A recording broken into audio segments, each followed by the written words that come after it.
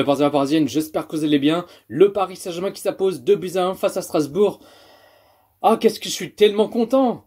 Après un mois, il y avait la Coupe du Monde. Un mois sans le Paris Saint-Germain. Là, après la Coupe du Monde, je me suis dit vivement que le Paris Saint-Germain joue.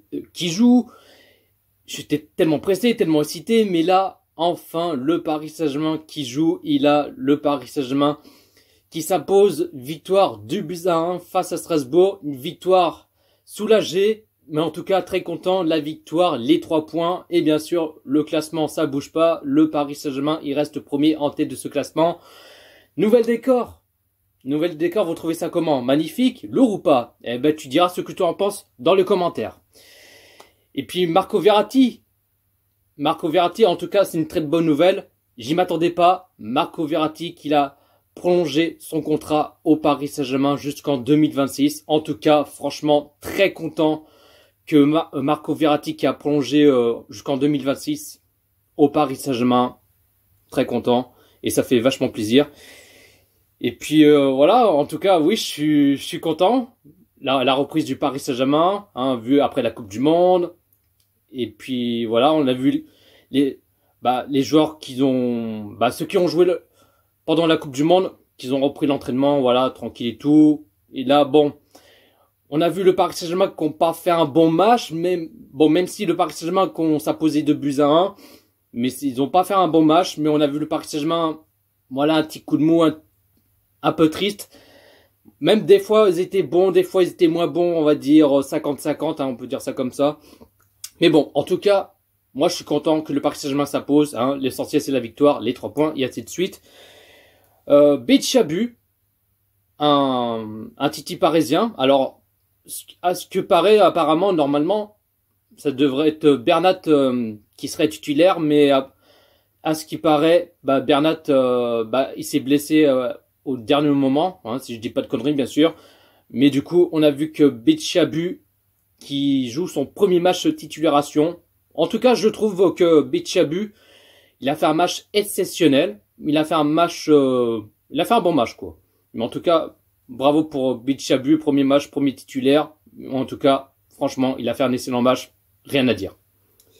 Et puis, en tout cas, première période, 14e minute de jeu. L'ouverture du score 1-0 pour le Paris Saint-Germain.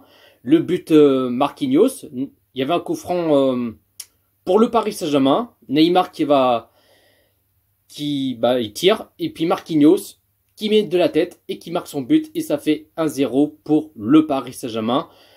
Après, on a vu Kylian Mbappé qui a tenté cette frappe, mais il a frappé un peu écrasé. Mais après, Mbappé qui a tenté cette frappe et le gardien de Strasbourg qui a repoussé le ballon. Mais on a vu que Mbappé, quand ça veut pas, ça veut pas. Et puis, en tout cas, on a vu Strasbourg, ils n'ont pas fait grand chose, mais à part, il y avait deux occasions dangereuses pour Strasbourg. Mais heureusement que Donnarumma, il l'avait sauvé, pour ne pas encaisser un but, bien sûr. Et puis, le Paris Saint-Germain qui garde toujours le ballon, ils ont toujours plus les positions de balle, hein, comme d'habitude, ça bouge pas, bien sûr. Et puis, première période, le Paris Saint-Germain qui mène pour l'instant 1-0 face à Strasbourg. Deuxième période, on a vu le Paris Saint-Germain qui était un peu ronronné. On a vu le Paris Saint-Germain qui commençait à relâcher. Et puis 51e minute de jeu, malheureusement, l'égalisation un partout entre le Paris Saint-Germain et Strasbourg. Et Marquinhos qui l'a mis contre son camp, il l'a pas fait exprès. En plus, il avait marqué son but et là, il a mis contre son camp. Bon. Voilà, il est pour rien, c'est pas sa faute, il a fait ce qu'il a pu, mais voilà. Du coup, Marquinhos qui l'a mis contre son camp et ça fait un partout entre le Paris Saint-Germain et Strasbourg.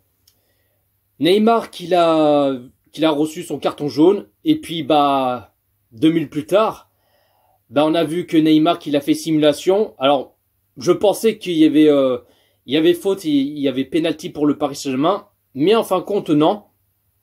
L'arbitre il a donné un deuxième carton jaune pour Neymar, pour simulation. Et quand j'ai vu le ralenti, on a vu que Neymar, il tombait tout seul. Il a fait, il simule. En tout cas, c'est ce qu'il a fait. Et du coup, Neymar, qui reçoit son deuxième carton. Et il jouera pas pour le prochain match, je crois c'est Ouais, je crois qu'il jouera pas face à Lens, hein, si je me trompe pas bien sûr, pour le prochain match. Et le Paris Saint-Germain qui joue à 10 contre 11. Et puis après, 72e minute de jeu. Double changement pour le Paris Saint-Germain.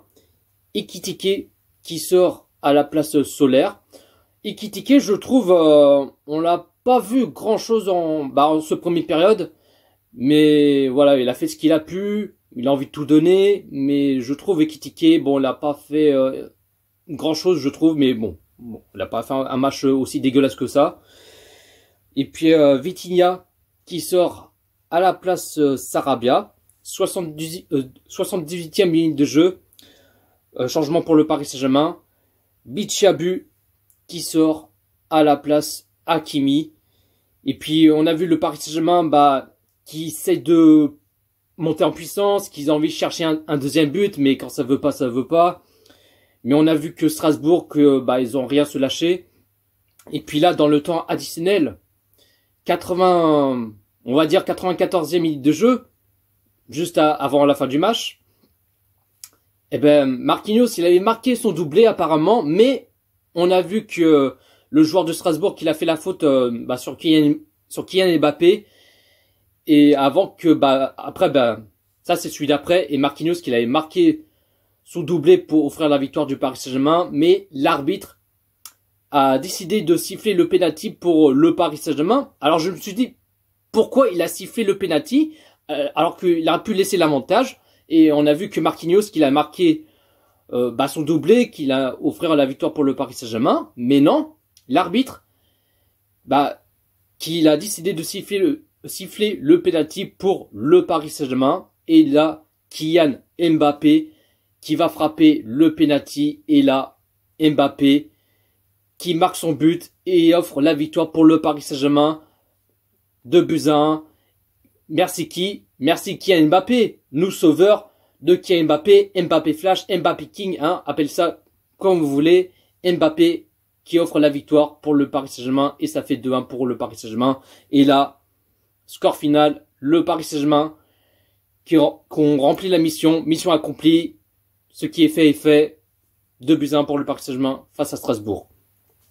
La compo de Christophe Galtier, qu'il a mis en 4-4-2, en gardien Donnarumma, défenseur gauche Bichiabu, défenseur droit Mukiele, défenseur central Sergio Ramos, Marquinhos, milieu sentinelle Verratti, milieu gauche Vitinha, milieu droit Ruiz, milieu meneur Neymar et deux attaquants Mbappé et Ekitike. Le Paris Saint-Germain qui a fait 71% de possession de balle.